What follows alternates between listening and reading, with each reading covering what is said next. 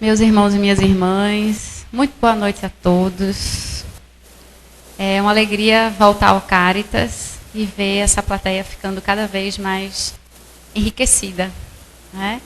Agradeço pelo convite, pela oportunidade, e nós hoje vamos fazer a nossa reflexão a partir do Evangelho segundo o Espiritismo. É sobre o Evangelho segundo o Espiritismo que eu convido todos nessa noite a dedicar a sua atenção, a observar, a poder perceber e ver a importância desse livro, não só na doutrina espírita, mas como um roteiro de ética, de conduta para a humanidade. Esse livro, Evangelho segundo o Espiritismo, eu confesso para vocês que é um desafio falar do Evangelho segundo o Espiritismo, porque não é possível, em menos de uma hora, conseguir alcançar a profundidade desse livro, que por mais que, digamos, já li, já conheço, nós temos que sempre pensar, estou lendo o Evangelho segundo o Espiritismo, sempre como um tempo permanente, porque o aprendizado com a leitura desse livro é constante. Vejam que muitas vezes nós abrimos numa página que já foi lida e estudada por nós em outro tempo, e quando nós temos a oportunidade de fazer a releitura, outras reflexões e ensinamentos chegam até nós, exatamente porque a nossa alma, ela desperta. Então, eu gostaria de inicialmente dizer isso.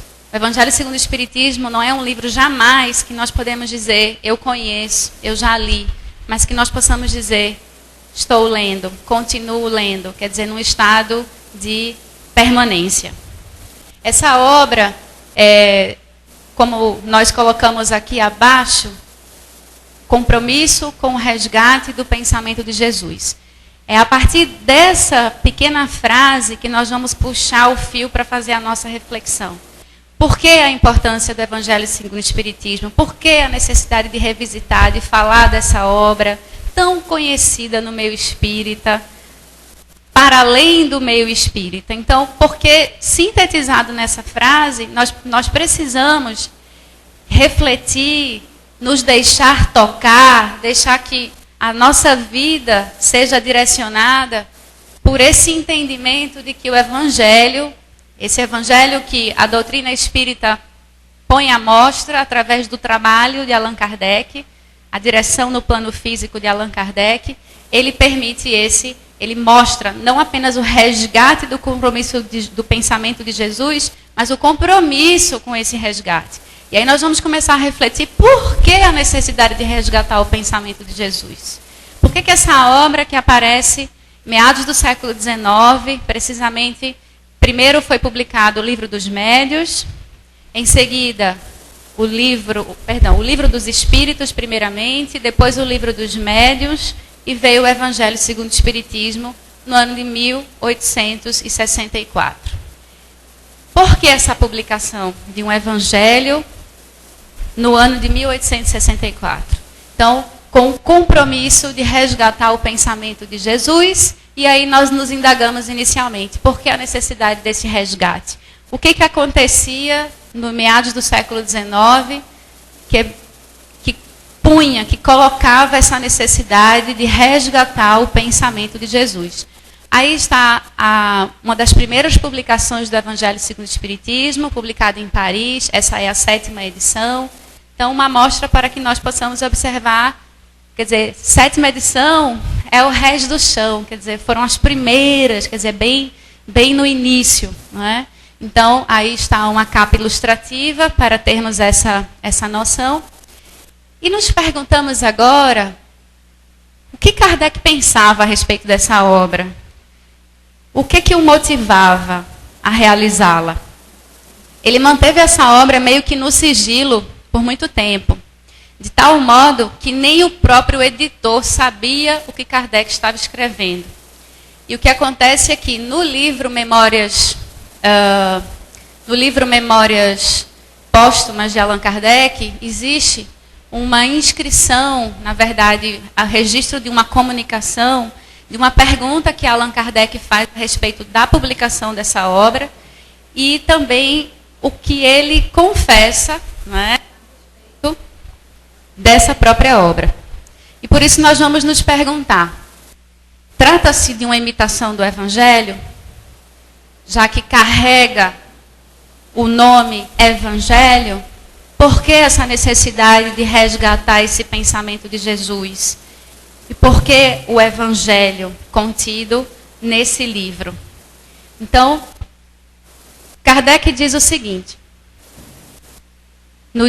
em agosto, no dia 9 de agosto de 1863, no ano anterior à publicação do livro, na cidade de Ségou, ele diz o seguinte: eu não dera ciência a ninguém sobre o assunto do livro em que estava trabalhando. Mantivera seu título de tal modo em segredo que o editor, senhor Didier, só o conheceu por ocasião da impressão. Esse título foi, a princípio, para a primeira edição, o de imitação do Evangelho.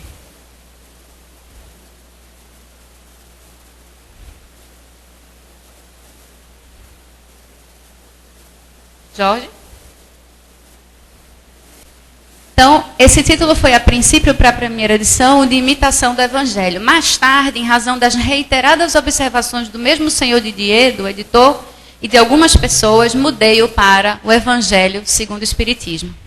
Então, pensemos. Inicialmente, essa obra seria nomeada Imitação do Evangelho. Depois de algumas observações feitas por pessoas diferentes e pelo próprio editor da obra, Kardec muda para o Evangelho segundo o Espiritismo. Isso é para que nós comecemos a pensar sobre o valor e importância dessa obra. E aí nos indagamos, trata-se de uma imitação do Evangelho? Por que a necessidade de marcar segundo o Espiritismo? Qual é o valor dessa atitude, dessa decisão, para o que essa obra se torna, o que ela vem a ser? Kardec, antes de publicar, pergunta, numa das reuniões mediúnicas, essa que acontecia pelo médium Senhor Dá, isso está no livro Memórias Póstumas, de Allan Kardec, ele pergunta, que pensais da obra em que estou trabalhando? Pergunta para o Espírito. E ele recebe a seguinte resposta: este livro doutrinário terá considerável influência, pois que explana as questões capitais. E não só o mundo religioso encontrará nele as máximas que lhe são necessárias, como também a vida prática das nações.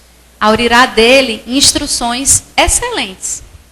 Fizestes bem abordando as questões de alta moral prática, do ponto de vista dos interesses gerais, dos interesses sociais e dos interesses religiosos. O que é importante nós considerarmos a partir da resposta do Espírito? Primeiramente, que esse livro não é um livro simplesmente religioso. Vejam que ele diz, não só o mundo religioso encontrará as máximas que lhe são necessárias, mas ele diz, a vida prática das nações. Então vejam que, primeiro a gente tem uma ressignificação do sentido do que vem a ser a própria religião e que o Espiritismo nos ensina. E segundo, que essa obra, ela não é um livro de apenas para se pensar em conduta religiosa, em postura religiosa, mas uma conduta para a vida.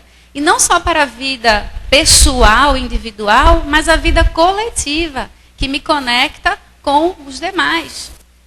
Não é? Então ele diz, a vida prática das nações. E frisa, fizeste bem abordando as questões de alta moral prática. Observemos que não são apenas questões de alta moral, mas alta moral prática. A urgência e a necessidade de que a religião ou que os ensinamentos crísticos não fossem apenas letras, não apenas palavras ditas, mas que realmente pudessem ser traduzidos na conduta de todos os dias. A conduta da vida pessoal, da vida social, da vida das nações. Então, é importante que nós entendamos, e quando se fala em religião se associa com moral, mas o sentido que essa moralidade, ela é chama-se a atenção disso a partir dessa obra, daí a necessidade de publicar, para que, como ele diz, ora, são questões de alta moral prática. É para a nossa vida. Não é apenas para dizer que é assim, mas para que nós possamos fazer fé, uma fé verdadeiramente viva, e não uma fé sem obras, que seria uma fé morta. Então, quer dizer, questões da nossa vida prática, e cada vez mais nós vamos nos convencendo da necessidade de saber que nós somos espíritos, não apenas quando estamos na casa espírita, mas Wagner dizia na prece a questão da sintonia em todas as horas, ao acordar, ao dormir. Quer dizer, é uma questão de nós sabermos que os ensinamentos crísticos, eles se fazem e podem penetrar na nossa vida e realmente promover a nossa melhoria íntima, que é a busca dessa paz, dessa serenidade que nós tanto desejamos, de aprender a lidar de forma diferente, a agir de forma diferente, a sentir, estou me modificando, eu agora ajo de uma forma diferente, e de uma forma que não seja uma forma, aquela forma agressiva e egoística, mas de uma forma que você sente que aquilo lhe faz bem. Você sente que aquilo lhe traz paz verdadeira, e não as ilusões do mundo material. Então, nesse sentido, o Espírito ainda, quando fala das questões de alta moral prática, ele diz que estas questões são abordadas por Kardec, vejam, do ponto de vista dos interesses gerais, sociais e religiosos. Percebam que o termo religioso aparece em terceiro lugar. Primeiro são interesses gerais, segundo, interesses sociais, e em terceiro lugar, interesses religiosos. Ou seja, não é um livro de religião apenas. Não é um livro de religião.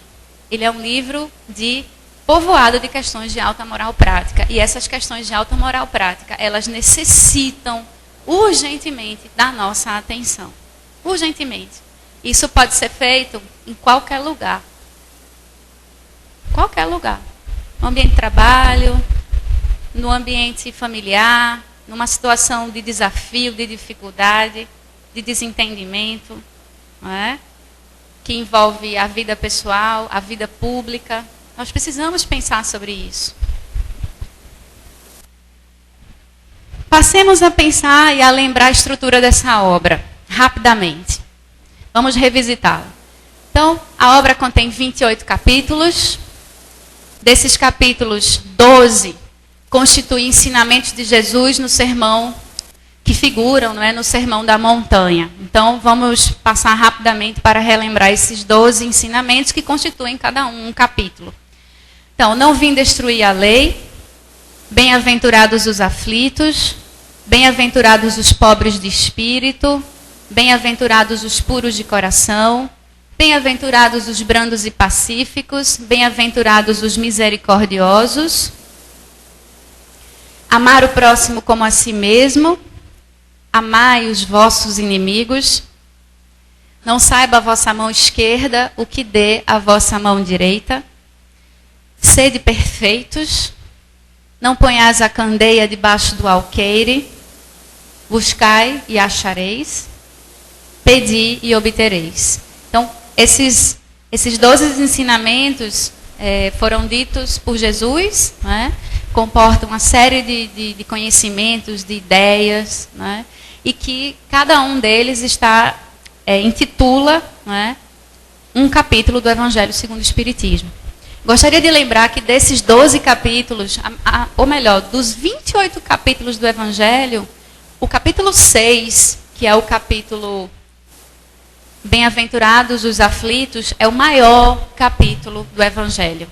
Se eu não me engano, são 28 itens nesse capítulo. É o capítulo mais extenso do Evangelho segundo o Espiritismo. Bem-aventurados os aflitos. O que nos faz entender a nossa condição enquanto seres num planeta de expiações e provas, que a aflição necessariamente faz parte da nossa vida, porque faz parte da nossa condição espiritual. Então, a aflição que nós entendemos como aflição, mas que interessante, a mensagem lida por Wagner hoje mostra que é inescapável. Quer dizer, esse inverno que povoa a nossa vida, como necessário para a nossa transformação, para o nosso aprimoramento, para poder olharmos as falhas, os inacabamentos que existem dentro de nós, né? A necessidade que nós temos de nos reformar. Percebam que muitas vezes quando nós criticamos demais, quando nós guardamos rancor, quando nós guardamos mágoa, quando nós julgamos e apontamos, percebam que aquilo que, se nós fazemos isso, é porque dói. E se dói, é porque, na verdade, aquela mazela, ela está dentro de nós. Então, nós julgamos como uma espécie de fuga de nós mesmos, porque nós só observamos no outro para não olhar para nós mesmos. Percebam isso. Que quando nós conseguimos transcender essa situação e perdoar o outro, é uma grande terapêutica que nós fazemos com nós mesmos. É um movimento de libertação. O espírito galga, é o espírito que eu digo porque todos nós somos. Quando nós conseguimos perceber que nós também temos aquelas fraquezas, ou fraquezas semelhantes, ou outras formas de fraqueza, nós começamos a perceber que, na verdade, não há razão de sustentar esse peso dentro de nós, e que perdoar é libertar-se disso que, por um determinado momento de nossa vida, foi motivo de muita aflição. Então, nós nomeamos de aflição, e Jesus usa essa palavra, ou esse sentido, porque é como nós pensamos, né? Mesma forma quando nós dizemos inimigos, não é? Porque nós não conseguimos enxergar ainda de forma mais, vamos dizer, com a sublimidade, não é? E com a compaixão que os espíritos mais evoluídos do que nós, que os espíritos de envergadura moral ampla, alta, conseguem observar. Eles não conseguem sentir de forma alguma mágoa. Pelo contrário, é compaixão, é piedade pela nossa condição de sofredores. Não é? Então, avançando quanto à estrutura desse livro, do Evangelho segundo o Espiritismo, é importante nós destacarmos que os quatro primeiros capítulos da obra, eles mostram o que nós poderíamos chamar dos pilares do Espiritismo. Quer dizer, as bases dessa doutrina, elas estão muito bem explicadas, elas estão esclarecidas nos primeiros 4 capítulos da obra. Então, esses primeiros 4 capítulos, nós podemos aqui relembrá-los. Então, o primeiro, não vim destruir a lei, quando Jesus confirma a unidade divina e a vasta contribuição de Moisés e dos profetas.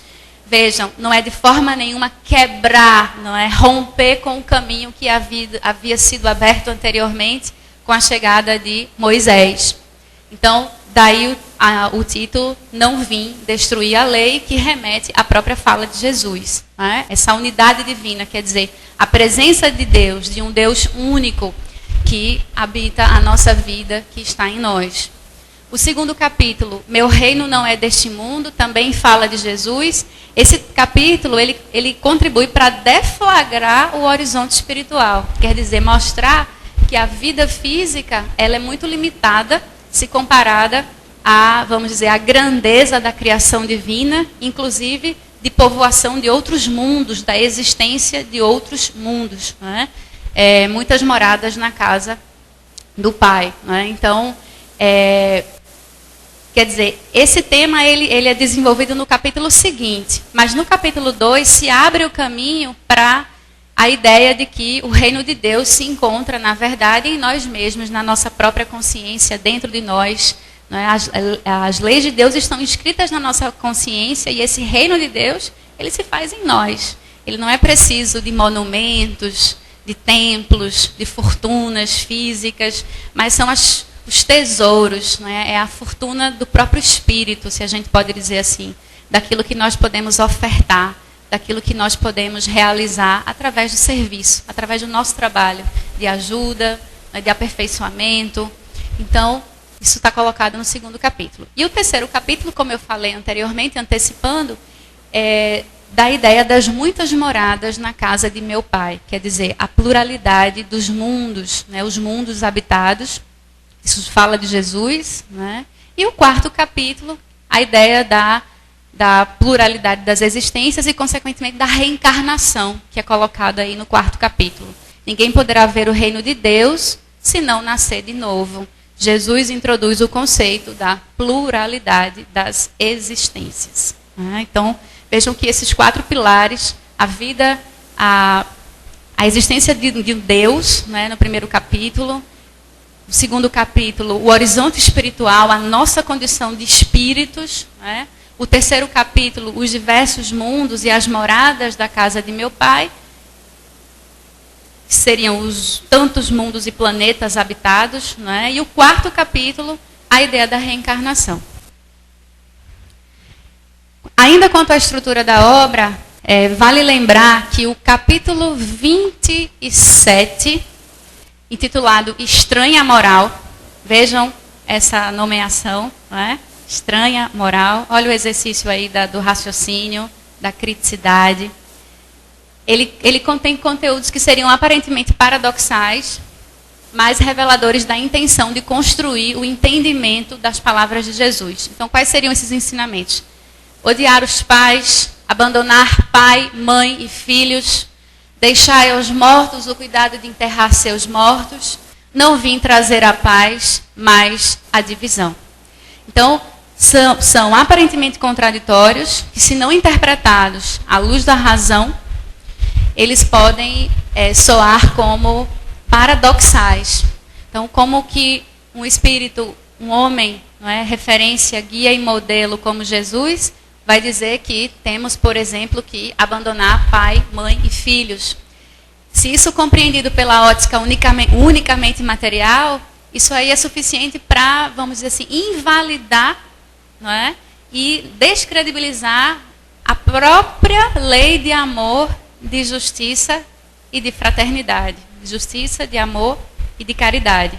Ora, abandonar pai, mãe e filhos implica, na verdade, sabermos-nos fazendo parte de uma família universal. Né? Sabendo que eu não amo e não devo apenas me dedicar àqueles que são dos meus laços de sangue, mas existem muitos outros que são merecedores da minha atenção, do meu afeto, do meu trabalho, do meu serviço. Daí a ideia. Né? Então, e todos esses outros ensinamentos que eu não vou ter tempo de discutir, mas apenas para relembrar. E aí fica o pedido, vamos observar, vamos voltar ao Evangelho, ler esses ensinamentos que lá estão. Né? Não vim trazer a paz, mas a divisão. Ora, e veio trazer a guerra, veio trazer a discórdia? Claro que não. Porque mudar não é fácil. Então isso vai implicar o quê? Vai implicar ser apedrejado, ser incompreendido. Não é? Quando nós começamos a trabalhar no bem, vejam que muitas vezes não somos compreendidos e vou relatar rapidamente o caso de Ivone Pereira do Amaral, uma médium de múltiplos canais que encarnou no Brasil no século XX. E essa história quem conta é Divaldo, porque esse depoimento foi dado pela própria médium para Divaldo. Quando ela terminou de psicografar, ou melhor, de escrever o livro Memórias de um Suicida, porque Ivone Pereira ela foi suicida numa existência física anterior, o que acontece é que ela sofreu muitos, vamos dizer, houve um caso particularmente de um espírito que empurra a Irene com toda a força e ela cai no chão e ela fratura o braço.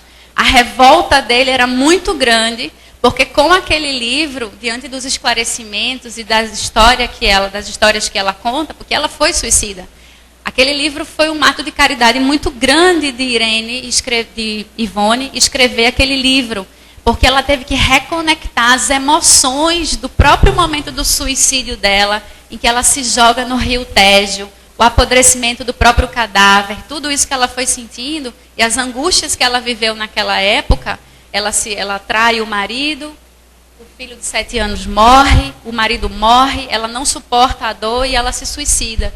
Então, quando ela é levada a escrever essa obra, ela reconecta essas emoções muito fortes E aquilo foi um ato de muita caridade dela, né? De enfrentar essa situação. E o que acontece é que o benefício dessa obra é tamanho que muitas pessoas que tinham intenção de se suicidar desistem de se suicidar exatamente pelos esclarecimentos que ela faz. Então, no plano espiritual, espíritos ainda inferiores, do ponto de vista moral, menos esclarecidos, têm uma raiva muito grande de Ivone por ela ter divulgado esse livro, de tal modo que ela é pega de supetão um dia, ele empurra ela, né, e ela cai, ela fratura um braço. Fratura como se fosse para ela ficar impossibilitada de escrever, para não fazer mais esse tipo de trabalho, né? Então, a compaixão que ela teve por esse irmão, obviamente, porque é um espírito que, vamos dizer assim, na espiritualidade, trabalha incentivando esse tipo de ato, né? Para quê? Para manter os espíritos, as almas aprisionadas à dor, à culpa, à mágoa, né? Então, relato da própria Irene. Daí, a ideia de a divisão, porque não é fácil operar reformas, mudanças, modificar padrões, paradigmas, que em determinado momento funcionam e que depois passam a ser revisitados e modificados pela própria sociedade.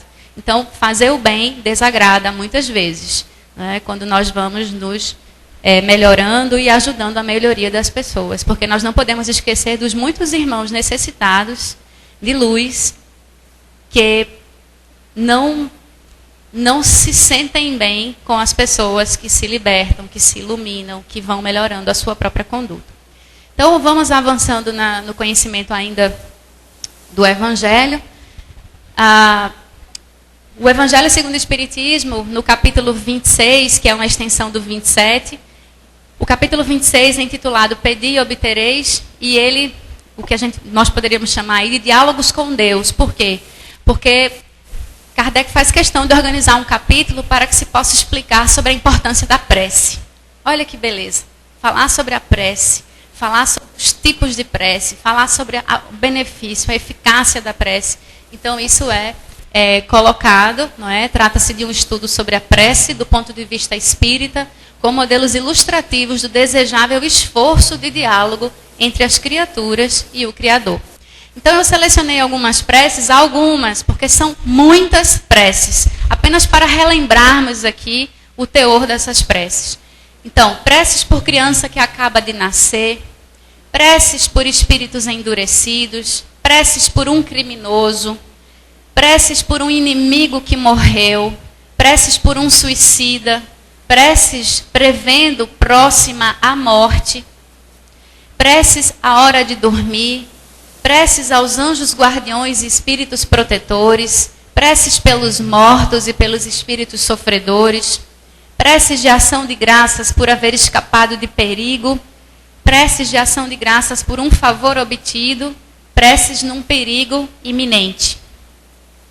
Preces em ação de graças por benefício a outrem, preces pelos inimigos e pelos que nos querem mal, preces pelos doentes, preces pelos obsidiados, por alguém que acaba de morrer, por alguém que esteja em aflição.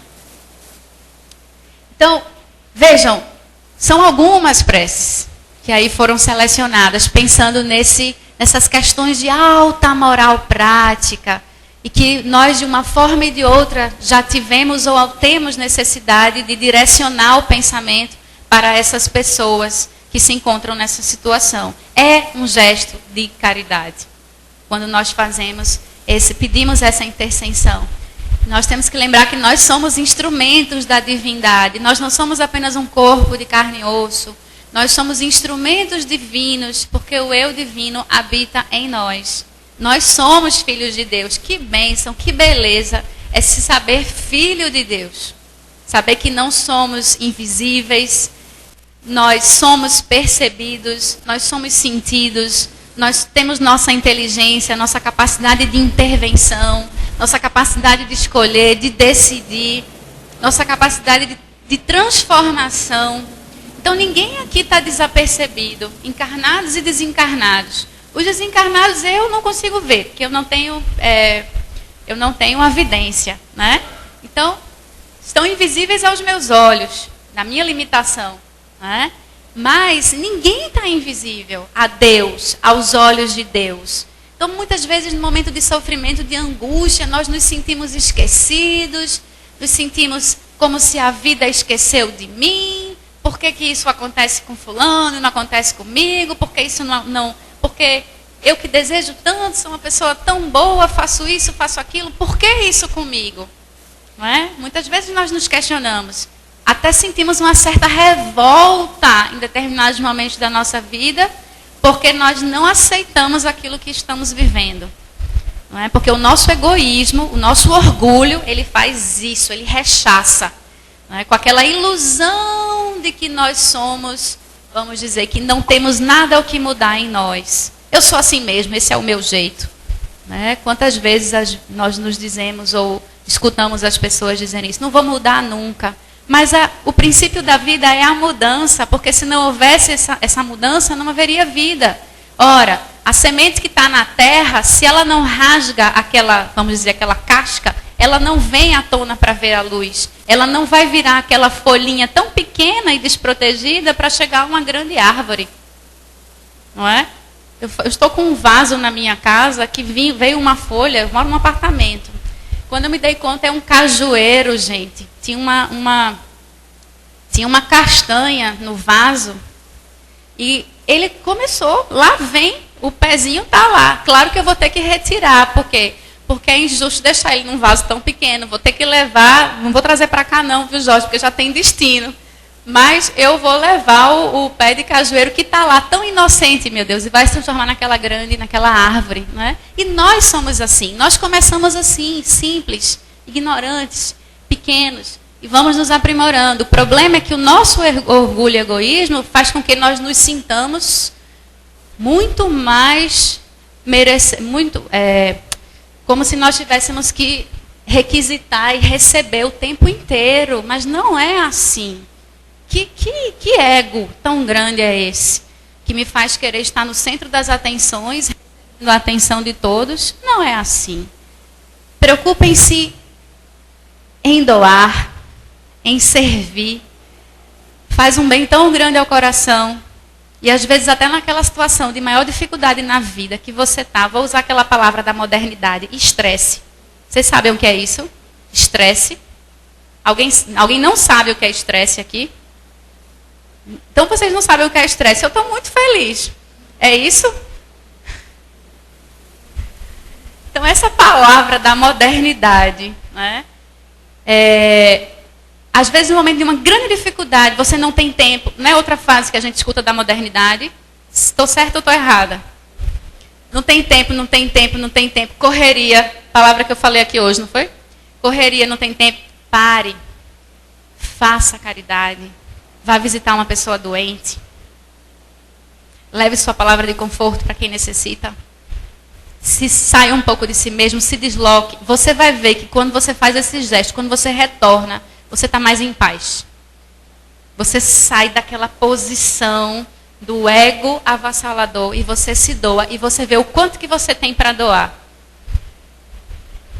Você doa a sua atenção. Você doa o seu carinho. Você doa... Porque você vai ver uma pessoa numa situação tão mais difícil do que a sua, que você vai dizer, imagina, esse meu problema passa. Né? Divaldo fala muito isso.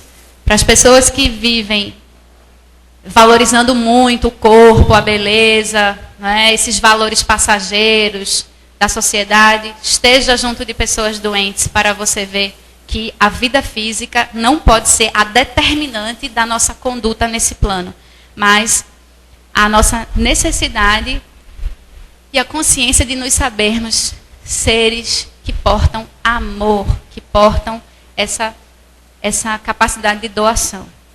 Né?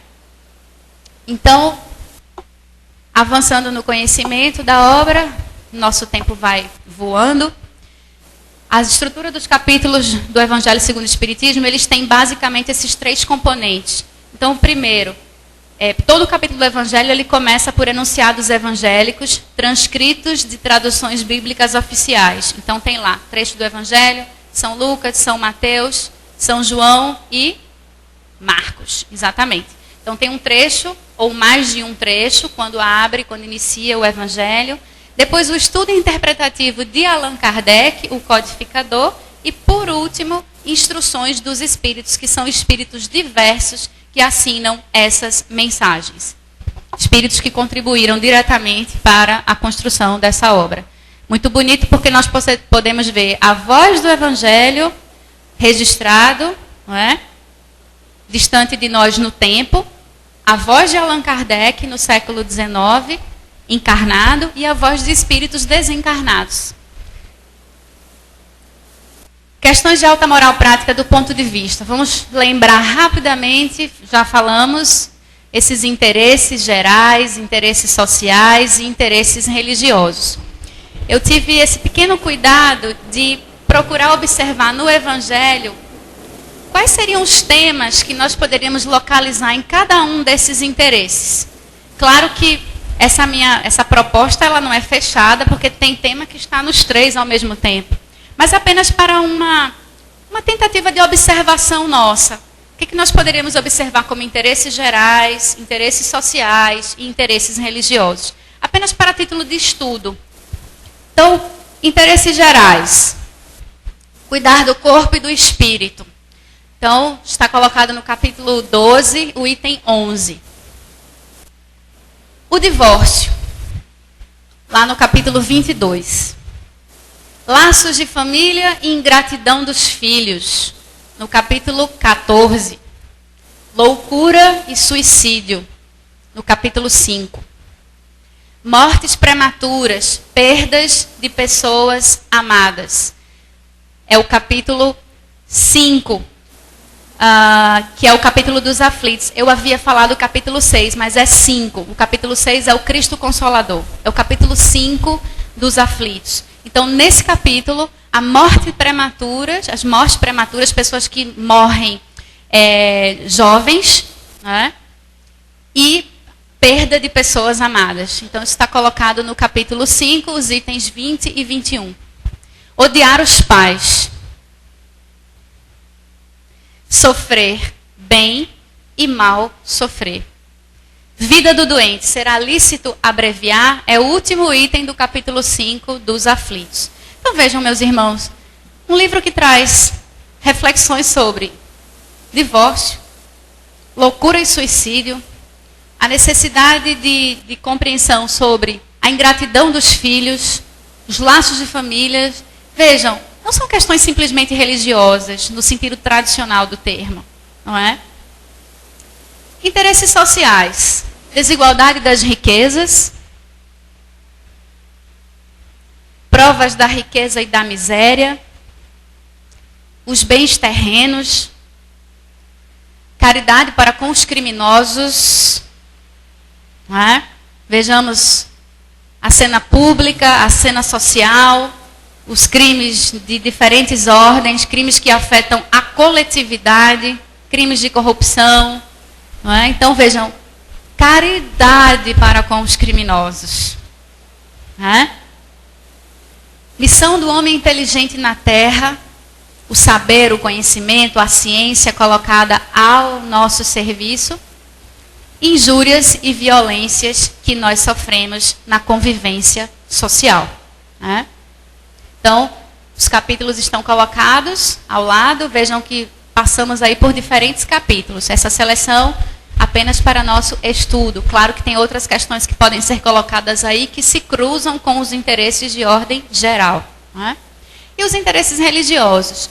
Deixai aos mortos o cuidado de enterrar seus mortos, ciência e religião, a aliança entre ciência e religião, os falsos profetas, não creiais em todos os espíritos. Por suas obras é que se conhece o cristão. Ou seja, não é pelo discurso, não é pela palavra, é pelo que ele faz. Não é? Então, esses temas colocados para a nossa reflexão são alguns. Vejam que é uma obra com 28 capítulos. Não é? Então, são muitos os conteúdos que estão aí em análise e reflexão. Então, por isso que nós chegamos a esse momento de compreender por que é que o Evangelho ele contribui para esse resgate do pensamento de Jesus. Por que a necessidade de resgatar esse pensamento?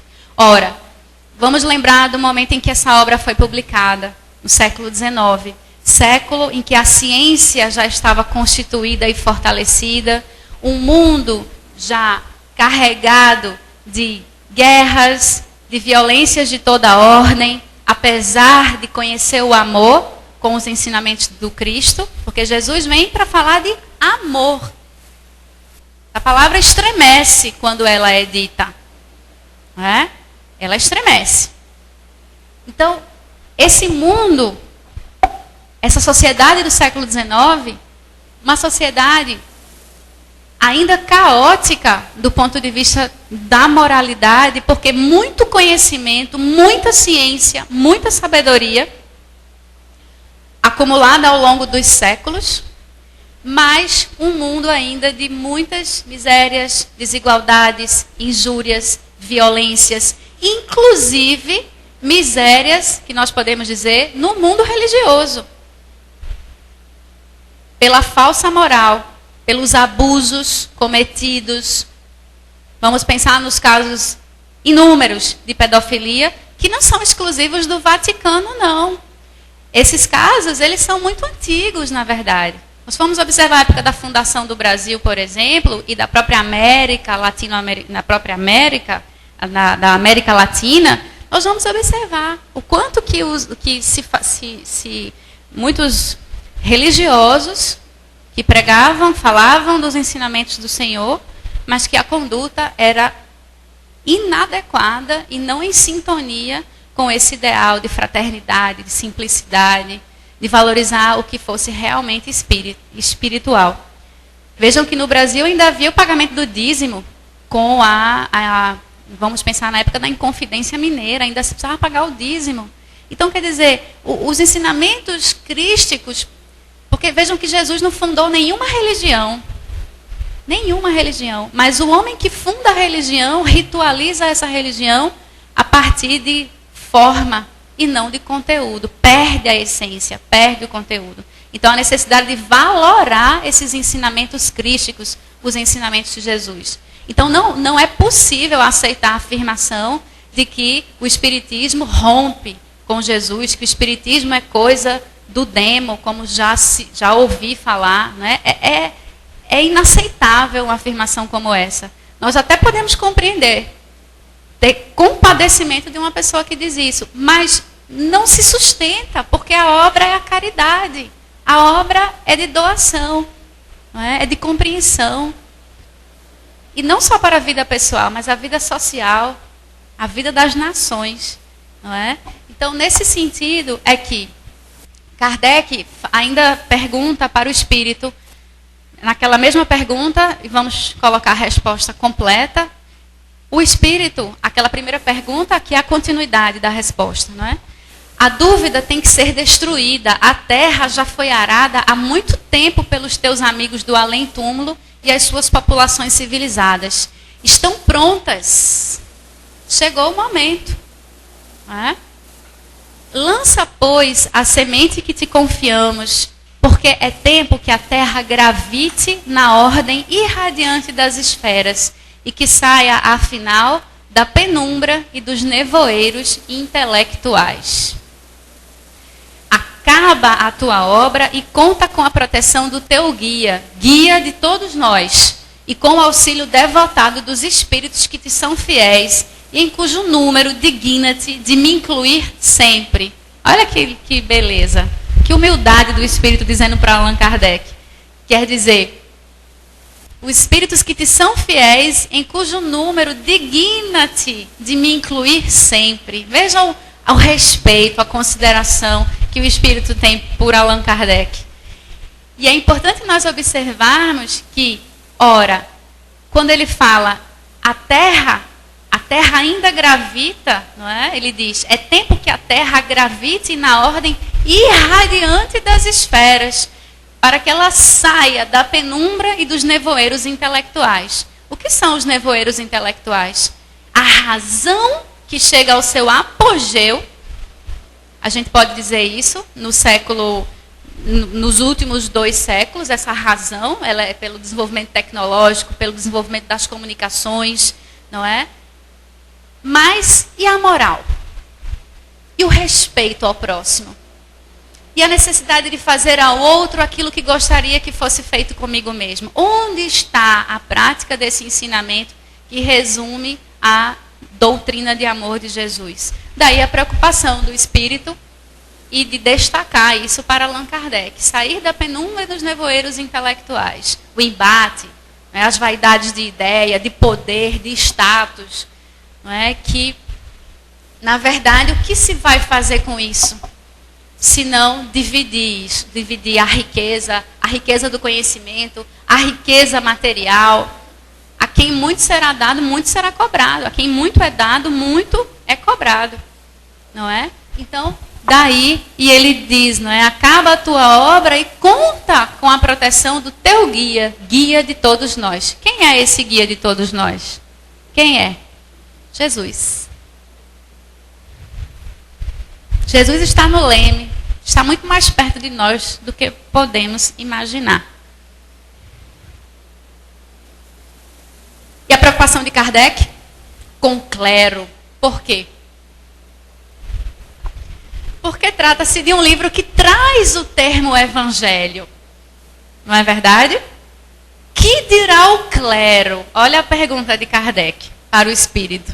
Muito bem, questões de alta moral prática, interesses gerais, sociais, religiosos.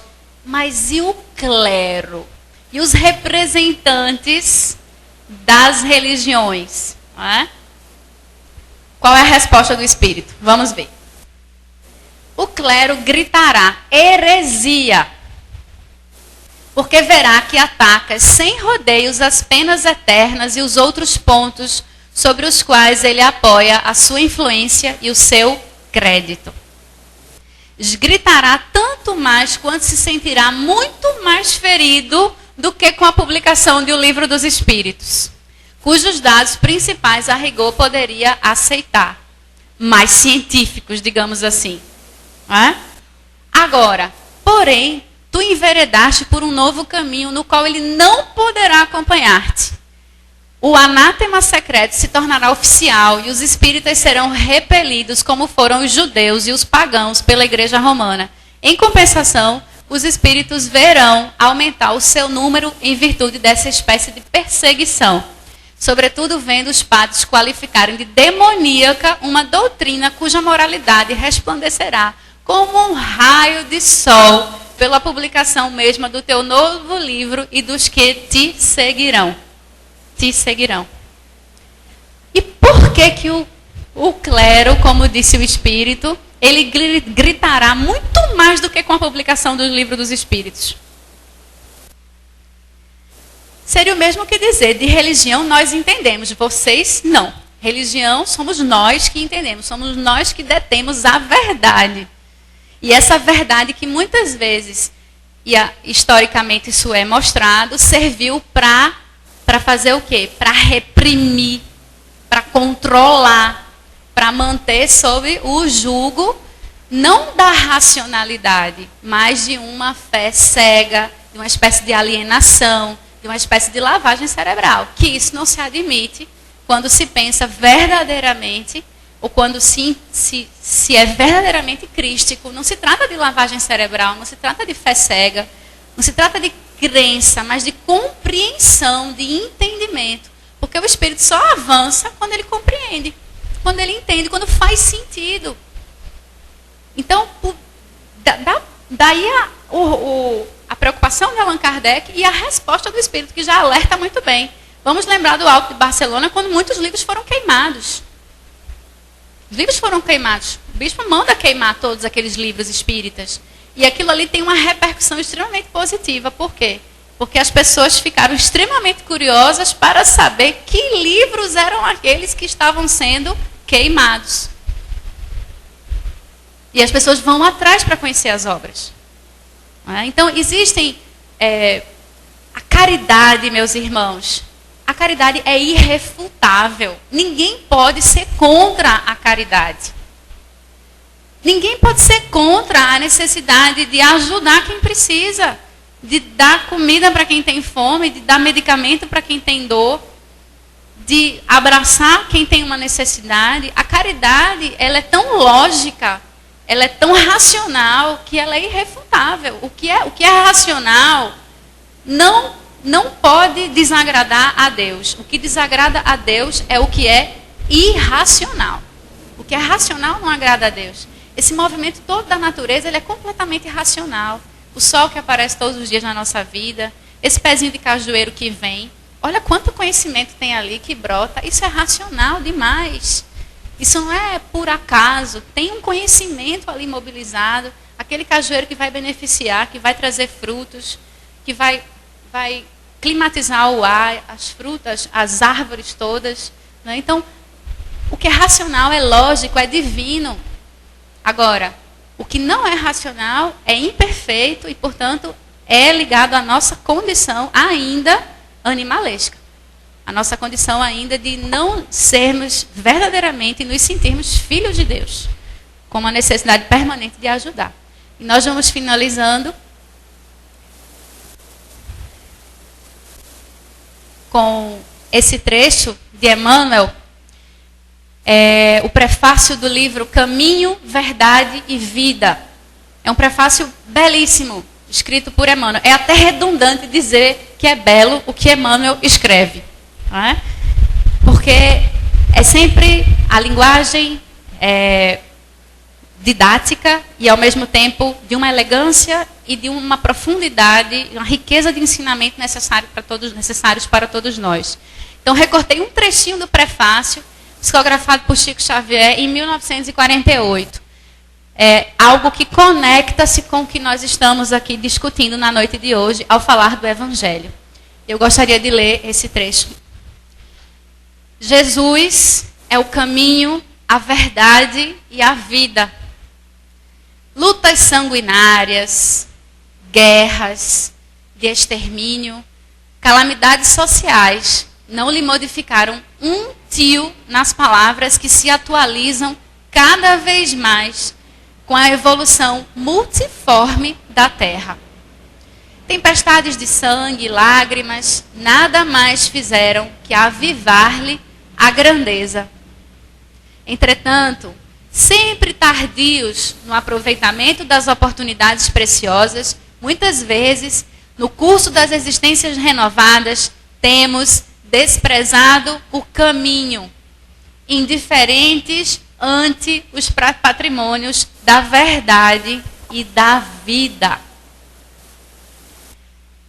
Trata-se de um livro de rezas, o Evangelho segundo o Espiritismo. É um livro de rezas, apesar de ter tantas preces. Não é simplesmente um livro de rezas. E Emmanuel continua. A lição do mestre, além disso, não constitui tão somente um impositivo para os místeros da adoração. O Evangelho não se reduz a breviário para o genuflexório. É roteiro imprescindível para a legislação e a administração, para o serviço e para a obediência. Muitos discípulos, nas várias escolas cristãs, entregaram-se a perquirições teológicas, transformando os ensinos do Senhor em relíquia morta dos altares de pedra.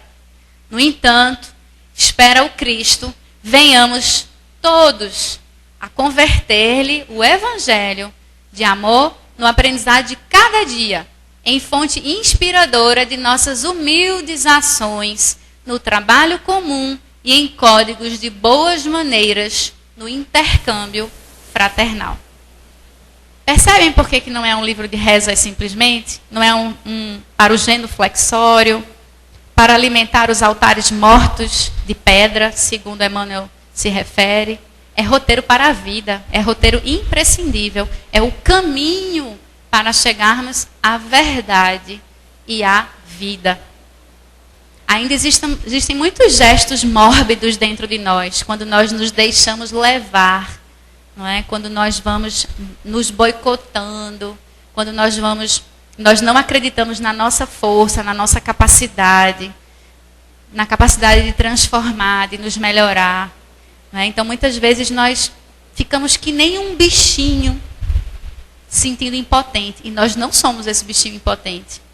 Nós temos muitas belezas, muitas potências dentro de nós e devemos agradecer todos os dias pela oportunidade da reencarnação, por nós estarmos aqui. Porque se nós estamos aqui, é porque existem propósitos específicos que nos convocam para essa encarnação, para a convivência com os nossos semelhantes, para estarmos exatamente do lado das pessoas com quem reencarnamos, no âmbito familiar e também os encontros que a vida social proporciona. São as pessoas que nós precisamos para o nosso avanço, para exercermos a humildade, para exercermos a capacidade de tolerar, capacidade de perdoar, de ajudar.